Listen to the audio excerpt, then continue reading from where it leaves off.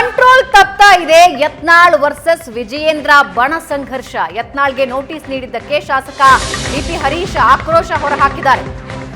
B Y Vijayendra ವಿರುದ್ಧ ವಾಗ್ದಾಳಿ ನಡೆಸಿದ್ದಾರೆ ಬಿಪಿ ಹರೀಶ್. ಶಾಮನೂರು ಜೊತೆ ಬಿಎಸ್ವೈ ವಿಜಯೇಂದ್ರ ಹೊಂದಾಣಿಕೆ. ಬಿಜೆಪಿ ಅಭ್ಯರ್ಥಿ ಗಾಯತ್ರಿ ಸಿದ್ದೇಶ್ವರನ್ನ ಸೋಲಿಸಿದ್ರು. ವಿಜಯೇಂದ್ರ ವಿರುದ್ಧ ಒಳ ಒಪ್ಪಂದದ ಆರೋಪ ಮಾಡಿದ್ದಾರೆ ಬಿಪಿ ಹರೀಶ್.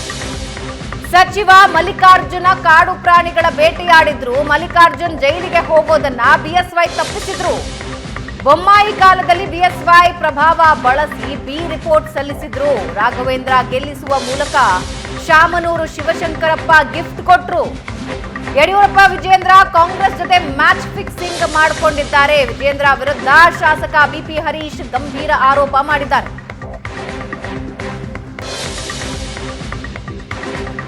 ನಮ್ಮ ನಾಯಕರಂತ ಬಸನಗೌಡ ಪಾಟೀಲ್ ಯತ್ನಾಳ್ ಅವರಿಗೆ ನಮ್ಮ ಪಕ್ಷದ ಕೇಂದ್ರ ಕಚೇರಿಯಿಂದ ವಿವರಣೆಯನ್ನು ಕೇಳಿ ನೋಟಿಸ್ ಕೊಟ್ಟಿರ್ತಕ್ಕಂಥದ್ದು ನಮಗೆ ಇಲ್ಲಿಗೆ ಬಂದ ನಂತರ ಗೊತ್ತಾಯಿತು. ಬಹಳ ಸಂತೋಷ. ನಮ್ಮ ಕೇಂದ್ರೀಯ ನಾಯಕರ ಗಮನಕ್ಕೆ ಕರ್ನಾಟಕ ರಾಜ್ಯದ ಭಾರತೀಯ ಜನತಾ ಪಕ್ಷದ ಒಳ ಜಗಳಗಳು ಅವ್ರ ಗಮನಕ್ಕೆ ಬಂದಿರತಕ್ಕಂಥದ್ದು ನನಗೆ ತುಂಬಾ ಹೆಮ್ಮೆ.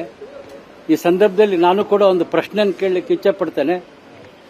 ಕಳೆದ ಲೋಕಸಭಾ ಚುನಾವಣೆಯಲ್ಲಿ ದಾವಣಗೆರೆ ಲೋಕಸಭಾ ಕ್ಷೇತ್ರದ ಅಭ್ಯರ್ಥಿ ಶ್ರೀಮತಿ ಗಾಯತ್ರಿ ಸಿದ್ದೇಶ್ವರ್ ಅವರ ವಿರೋಧವಾಗಿ ಅವರನ್ನು ಸೋಲಿಸಲಿಕ್ಕೆ ಕಾಂಗ್ರೆಸ್ಸಿನ ಶಾಮನೂರು ಶಿವಶಂಕರಪ್ಪನವರ ಜೊತೆ ಹೊಂದಾಣಿಕೆ ರಾಜಕೀಯ ಮಾಡಿಕೊಂಡಂತ ಯಡಿಯೂರಪ್ಪನವರು, ರಾಜ್ಯಾಧ್ಯಕ್ಷರಂತ ವಿಜಯೇಂದ್ರ ಅವರು ಶಾಮನೂರು ಶಿವಶಂಕರಪ್ಪನವರ ಜೊತೆ ಹೊಂದಾಣಿಕೆಯನ್ನು ಮಾಡಿಕೊಂಡು ಮಲ್ಲಿಕಾರ್ಜುನನ್ನ ಜೈಲಿಗೆ ಹೋಗೋದ್ರಿಂದ ತಪ್ಪಿಸಿದಂತ ನಮ್ಮ ನಾಯಕರಿಗೆ ಗಿಫ್ಟ್ ಏನ್ ಕೊಟ್ಟರು? ಶಾಮನೂರು ಶಿವಶಂಕರಪ್ಪನವರು ಶಿವಮೊಗ್ಗಕ್ಕೆ ಹೋಗಿ ರಾಘವೇಂದ್ರನನ್ನ ಸಂಸದರನ್ನಾಗಿ ಮಾಡಿ ಅಂತೇಳಿ ಒಬ್ಬ ಕಾಂಗ್ರೆಸ್ ಎಂಎಲ್ಎ ಆಗಿ, ಒಬ್ಬ ಕಾಂಗ್ರೆಸ್ಸಿನ ಜಿಲ್ಲಾ ಸಚಿವರ ತಂದೆಯಾಗಿ ಅವರು ಶಿವಮೊಗ್ಗದಲ್ಲಿ ಹೇಳ್ತಾರೆ ರಾಘವೇಂದ್ರನ್ ಗೆಲ್ಲಿಸ್ರಿ ಅಂತೇಳಿ.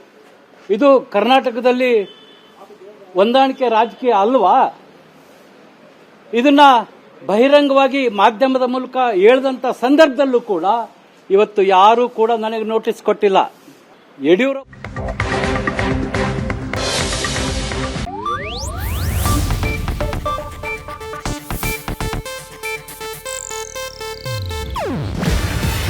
ಇದು ಏಷ್ಯಾನೆಟ್ ನ್ಯೂಸ್ ನೆಟ್ವರ್ಕ್ ಪ್ರಸ್ತುತಿ.